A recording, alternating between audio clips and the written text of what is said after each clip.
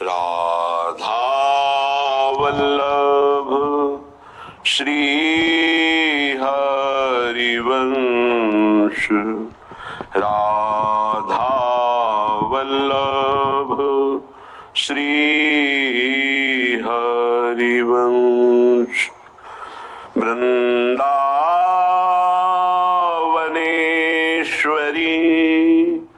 तवैव पदारविन्दम् प्रेमामृतैकमकरन्द रसौघपूर्णम्, हृद्यर्पितं मधुपतेः स्मरतापमुग्रम्, निर्वापयत् परमशीतलमाश्रयामि, परमशीतलमाश्रयामि। गुणरूप भरी विधिना सवारी, दुहूं कर कंकन एक एक शोहे, छूटे बार गरे पोती, द्विपति मुख की ज्योति, देखी देखी रीझे तो ही प्राणपति, नैन सलोनी मन मोहे, गुण रूप भरी विधिना सवारी, दुहूं कर कंकन एक एक शोहे, सब सखी निरखी थकित भई आली, ज्यों ज्यों प्राण प्यारो तेरो मुख जो है, सब सखी निरखी थकित भई आली, ज्यों ज्यों प्राण प्यारो तेरो मुख जो है, रस बस कर लीने, रस बस कर लीने श्री हरिदास के स्वामी श्यामा, श्यामा रस बस कर लीने श्री हरिदास के स्वामी श्यामा, तेरी उपमा को कह दो को है, श्यामा तेरी उपमा को है। उपासक अपनी इंद्रियां, मन, चित्त इन्हीं का सावधानी पूर्वक निरीक्षण करता है। बंधन न कभी हुआ है, न है, न होगा। ये भ्रम का बंधन हो गया है। ना बंधा होने पर भी स्वयं बंधे होने का भ्रम हो गया है। ये भ्रम भगवत कृपा से जब ज्ञान का प्रकाश होता है या प्रेम का प्रकाश होता है तभी छूटता है। जड़ चेतन ही ग्रंथि परि गई, यद्यपि मृषा छूटत कठिनाई। तो जब हमारी इंद्रियां, हमारा मन और हमारा चित्त, इनका बड़ा योगदान है भगवत प्राप्ति में। यदि हमारा मन सांसारिक भोगों का संकल्प विकल्प करना बंद कर दे और हमारे चित्त की एक एक वृत्ति भगवत चिंतन में लग जाए तो इंद्रियां स्वाभाविक अंतर्मुख होकर, मन के अधीन होकर ये प्रभु में लग जाएं। जो शब्द स्पर्श रूप रस गंध की भोक्ता इंद्रियां हैं, इनका मुखिया मन है, इनका चिंतन कराने की प्रवृत्ति चित्त है। और विषय भोगों में सुख है ऐसी बुद्धि है, और मैं सुख भोग रहा हूं ऐसा अहम है, यही दुर्गति का कारण है। दुख, क्लेश, चिंता, भय, शोक, बंधन यही है। जब इंद्रियां मन के अधीन हो गई, मन प्रभु के चरणारविंद के सुख में ही निमग्न रहने लगा, बुद्धि का निश्चय एकमात्र श्यामा श्याम के सिवा कोई हमारा नहीं है, हम किसी के नहीं हैं, अहम प्रिया प्रीतम के चरणों में समर्पित हो गया, तो जीवन मुक्त था, जीवन मुक्त है, जीवन मुक्त रहेगा, ऐसा अनुभव हो गया। जहां ये बंधन भ्रमात्मक हटा तो परमानंद की बाढ़ आ जाएगी। आप भावना भी नहीं कर सकते, संसारिक शब्दों में कल्पना भी नहीं कर सकते कि परमानंद सुख कैसा होता है, क्योंकि जितनी भी रची हुई सृष्टि वो ब्रह्मा के द्वारा रची हुई है। ब्रह्मा के द्वारा रची हुई संपूर्ण सृष्टि त्रिगुणात्मिका माया है। यहां परमानंद की कहीं कोई अनुभूति की बात ही नहीं है। जब तक विषयानंद का त्याग नहीं होगा तब तक परमानंद की अनुभूति नहीं होगी। जब तक ज्ञान नहीं होगा तब तक विषयानंद का त्याग नहीं होगा, या प्रेम नहीं होगा तब तक विषयानंद का त्याग नहीं होगा। बड़ा कठिन है मन और इंद्रियों को प्रभु में लगाना। बातें बना लेना, प्रवचन कर लेना, प्रवचन सुन लेना, वाहवाही इकट्ठा कर लेना, खूब धन एकत्रित कर लेना, खूब नाना प्रकार के भोगों को भोगना, ये कोई खास बात नहीं है, ये स्वाप्निक है, ये एक अच्छा स्वप्न है, लेकिन जब जगेंगे तो खाली हाथ होंगे। स्वप्न का कोई भी वैभव, भोग, सामग्री, परिवार जागृत होने पर कुछ नहीं होता, कुछ नहीं, 100 का 100% झूठा। ऐसे ही ये जो ब्रह्मा के द्वारा रचा हुआ संपूर्ण संसार है, जब आप भगवदानंद का जरा भी अनुभव करेंगे तो जेहि जाने जग जाए हिराई, जागे जथा स्वप्न भ्रम जाई। जिस परमात्मा तत्व को जान लेने के बाद संसार ऐसे गायब हो जाता है जैसे स्वप्न में नाना प्रकार के पदार्थ, अनुकूल प्रतिकूल, व्यक्ति अनुकूल प्रतिकूल देखा, पर जब जगे तो कुछ नहीं था। उमा कहूं मैं अनुभव अपना, सत हरि भजन जगत सब सपना। ये स्वाप्निक पूरा का पूरा जितना ब्रह्मा ने रचाया, आ ब्रह्म स्तंभ पर्यंतम सर्वम मायामयम जगत, सत्यम सत्यम पुनः सत्यम हरिर्नामयु केवलम। तिनके से लेकर ब्रह्मलोक तक जितना कुछ है ये सब जादू का तमाशा है, माया है। आ ब्रह्म भुनान लोकान पुनरावर्तिनो अर्जुन, हे अर्जुन इसमें मत फंसो।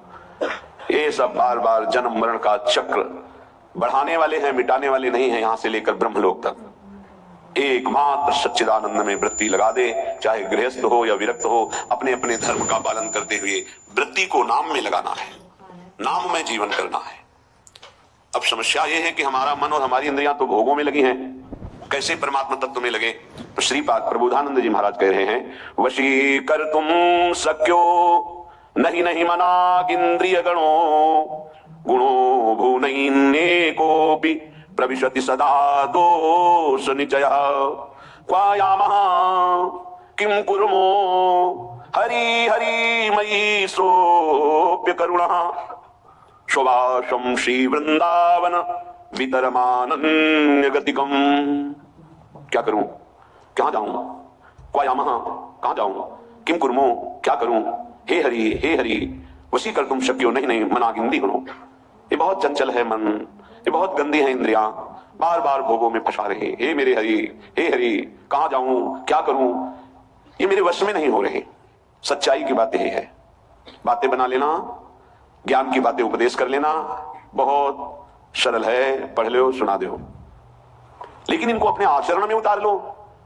सोई महात्मा, चाहे वो गृहस्थ हो या विरक्त हो, शास्त्र की आज्ञा के अनुसार अपने अंतःकरण को चलाना ये महात्मा का लक्षण है।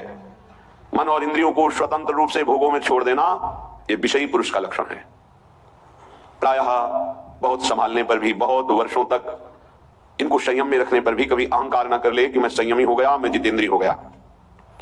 जब तक प्रभु का मिलन ना हो जाए तब तक मन और इंद्रिय पर विश्वास ना करे कि मैं अमुक भोगों का विजयी हूं, त्यागी हूं। नहीं, कभी भी फिसल सकते हो। इसलिए आजीवन भगवत मार्ग के पथिक सावधान रह करके कभी गर्व नहीं कि मैं जितेंद्रिय हो गया, मैं मनोनिग्रही हो गया, मेरा क्या माया बिगाड़ सकती। नहीं, शिव विरंचिका मोहई को है बपुरान। और कौन बेचारा माया से युद्ध कर सकता है? जब ये बड़े बड़े, तो क्या करें? बड़े मत बनो, छोटे बन जाओ, दैन्य हो जाओ, तृणादपि सुनीचेन। कोई नहीं तुमसे प्रश्न करेगा, न माया न भगवान। प्रश्न करते हैं जिनको बहुत अभिमान है कि हम जितेंद्रिय हैं, हम मनोनिग्रही हैं, हम बड़े भजनानंदी हैं, तो प्रश्न हो जाता है ये देखो, दो इसका उत्तर। और यदि छोटे बन जाओ, तृणादपि सुनीचेन, तरोर्यु सहिष्णुना, वृक्ष के समान सहनशील, तिनके के समान नीच, दूसरों को मान देते हुए स्वयं अमानी, कीर्तनीय सदा हरि, ऐसा भक्त निरंतर भजन परायण रहता है, उसकी इंद्रियां चंचल होती ही नहीं, क्योंकि भगवत कृपा से वो शांत हो जाती हैं। इस रहस्य को समझिए। अमानिना मान देनो कीर्तनीय सदा हरि। यदि आप अपने में थोड़ा भी सद्गुण का अभिमान करेंगे तो माया प्रश्न कर देगी। माया के प्रश्न का उत्तर देना केवल भगवान की कृपा पात्र की ही क्षमता है, दूसरे की नहीं। श्रीपाद कह रहे हैं कि हे हरि कहां जाऊं, क्या करूं, ये इंद्रिया ये मन मेरे वश में नहीं है, और बिना इनके वश में हुई भगवत प्राप्ति नहीं होती। प्रविशति सदा दोष निचय, ये सदैव दोष वाले कार्य में ही लगी रहती हैं, पापाचरण कराने के लिए प्रेरित करती रहती हैं। ये इंद्रियां, ये देख लो, ये खा लो, ये सूंघ लो, ये भोग लो, ये छू लो, नाना प्रकार से शब्द स्पर्श रूप रसगंध। एक उपाय मुझे समझ में आया है, श्रीपाद प्रबोधानंद जी कह रहे हैं, मुझे एक उपाय समझ में आ रहा है कि यदि वृंदावन धाम का अनन्य भाव से आश्रय ले लिया जाए तो सब ठीक कर देगा। ये बड़ी अद्भुत महिमा है। कैसे ठीक कर देगा? जब आप श्री धाम वृंदावन का आश्रय लेंगे तो वृंदावन आपको किसी महापुरुष से मिला देगा। महापुरुषों का दर्शन, संभाषण, उपदेश अमोघस्य, जैसे भगवान का बाण कभी लक्ष्य वेदे बिना वापस नहीं लौटता, जिमी अमोघ रघुपति कर बाना, ऐसे ही जिसको भगवत प्रेमी महात्माओं का संग मिल गया तो देवर्षि नारद जी कहते हैं अमोघस्य, पर शर्त है अगम्य हो, उनका निर्वाह कर पाना कठिन। 4 दिन श्रद्धा तो कोई भी रख सकता है, लेकिन आजीवन उन पर कभी दोष दर्शन न हो, उनकी आज्ञा का उल्लंघन न हो, धैर्य पूर्वक उनके आश्रित बने रहो। वो प्रभु के द्वारा आपका संबंध कराया गया है। जो हम किसी महापुरुष से मिलते हैं, हमारी सुकृत नहीं है, ये हरि कृपा है। जो प्रभु मोहि अनुग्रह की ना तो तुम आई दर्श हट दीना। भगवत अनुग्रह से भगवत प्रेमी महात्माओं का संग मिलता है। भगवत प्रेमी महात्माओं के संग से हमारे दुष्संग का नाश हो जाता है। सर्व संगोपहो हिमाम, जो संत संग है वो समस्त संगों से आपको अलग करके एकमात्र श्री भगवान में आसक्ति प्रदान कर देगा। इसीलिए श्रीपाद कह रहे हैं आप श्री धाम वृंदावन का अनन्य आश्रय ले लो। वास सब कोई नहीं कर पाएगा। यहां का वास करना वही फल जो वास करने से मिलता है आश्रय से मिल जाएगा। आश्रय ले लो तो आपको पता नहीं कौन महापुरुष है। संत महापुरुषों की पहचान केवल भगवान जानते हैं, या उसी कोटि का महापुरुष हो तो जानते हैं, अन्यथा नहीं। तो श्री धाम वृंदावन महापुरुषों की खेती है। जैसे गन्ने की खेती, एक से एक गन्ना, ऐसे ही खेती है। प्रेम खेत इसे कहा गया है। अद्भुत खेत महामनमथ को, महामनमथ महाप्रेम को कहते हैं।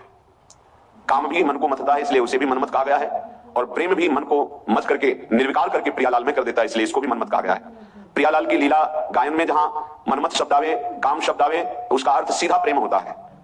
और संसार के संबंधों में अगर प्रेम भी शब्द कहा जाता है तो काम ही है। देह भाव को लेकर जो भी राग होता है उसे चाहे प्रेम कहो, आसक्ति कहो, काम कहो, मोह कहो, वो है। अनुराग प्रेम सार्थक होता है स्वरूप में, आत्म तत्व में, देह में नहीं।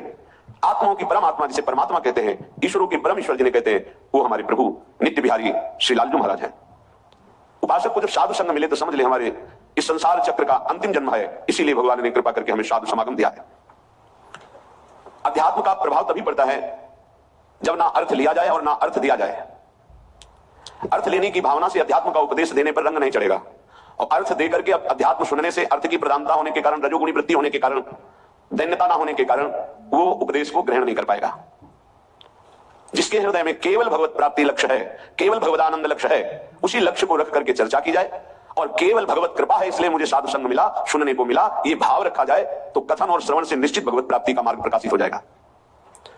जब तक भगवदानंद के सिवा और कोई आकांक्षा अंदर रखी जाती है तो उसे कपट कहते हैं। यदि कपट रख करके अध्यात्म की चर्चा की जाए तो उसका कोई प्रभाव न कथन करने वाले पे पड़ता है, न श्रवण करने वाले पे पड़ता है। चौथी भगति मम गुणगन करई कपट तजिगान। ये जो भगवत चर्चा है, स्वांता सुखाय तुलसी रघुनाथ गाथा, ये आत्म सुख के लिए गान की जा रही है। मान प्रतिष्ठा, यश, कीर्ति, रुपया, पैसा, भोग सामग्री, प्रणाम, नमस्कार, वाहवाही, ये सब इसका लक्ष्य नहीं है। अगर ये लक्ष्य है तो प्रभाव नहीं पड़ेगा, न कथन से न श्रवण से। यदि भगवदानंद लक्ष्य है तो श्रवण सुनत प्राप करति राधा पदम बुझ सुकुमार। सुनने मात्र से प्रियालाल के चरणों की प्रीति हृदय में प्रकाशित हो जाएगी। गावत श्रवणन सुनत सुखाकर विश्व दुरित दवनी। गायन करने से, श्रवण करने मात्र से संपूर्ण विश्व के पाप नष्ट हो जाएंगे। कोई भी कहीं भी हो, यदि वो कान में भगवत चर्चा सुन ले तो श्रवण द्वार जाकर हृदय के संपूर्ण मलिनताओं का, पापों का ये शब्द नाश कर देंगे। क्योंकि निष्काम निर्विकार चिदानंद भाव की प्राप्ति के लिए लक्ष्य करके जब चर्चा होती है उसमें अद्भुत सामर्थ्य होती है। इसलिए श्रीपाद करें आप वृंदावन आ जाओ, एक दिन के लिए ही आ जाओ, इस रज में बैठकर चर्चा सुनो, तुम्हारे हृदय में निश्चित कोई ना कोई शब्द अपना अधिकार कर लेगा, और एक शब्द पकड़ लिए पूरे सत्संग में तो आपके जीवन का परिवर्तन हो जाएगा पक्का।